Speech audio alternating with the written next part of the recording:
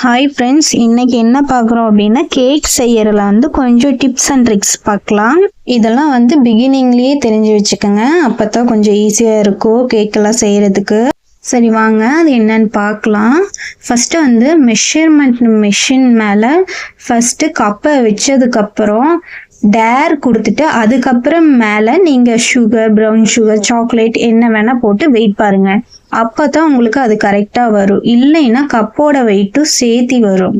இது நிறைய பேருக்கு தெரியாமல் இருக்கு, ஸோ அதனால தான் சொல்கிறேன். நெக்ஸ்ட்டு கேக் பேனில் எப்படி பட்டர் ஷீட் பர்ஃபெக்டாக போடுறதுன்னு பார்க்கலாம்.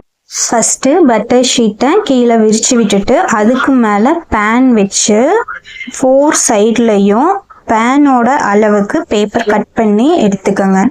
எக்ஸ்ட்ரா பேப்பர் எடுத்து தனியாக வச்சுக்கோங்க. அதுவே உங்களுக்கு அடுத்த கேக் பண்ணுறக்கும் அந்த பேப்பர் யூஸ் ஆகும்.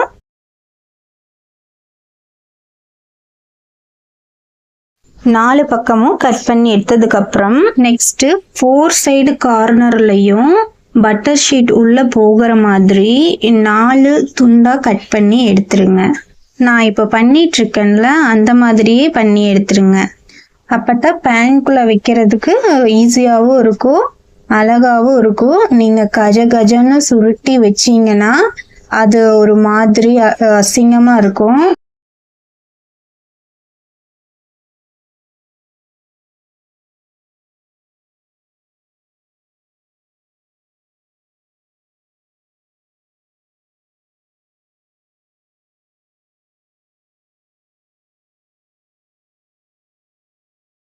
ஓகே, இந்த மாதிரி 4 கார்னர்லேயும் கட் பண்ணதுக்கப்புறம் பேனில் எண்ணெய் ஊற்றி எல்லா பக்கம் அப்ளை பண்ணிவிட்டு அதுக்கப்புறம் பட்டர் ஷீட்டை இப்படி வைங்க.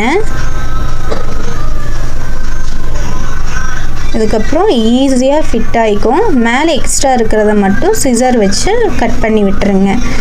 அவ்வளோதான் ஃப்ரெண்ட்ஸ். இந்த வீடியோ பிடிச்சிருந்தா ஷேர் பண்ணி சப்ஸ்கிரைப் பண்ணிக்கோங்க. இன்னும் நிறைய டிப்ஸ் நான் சொல்கிறேன்.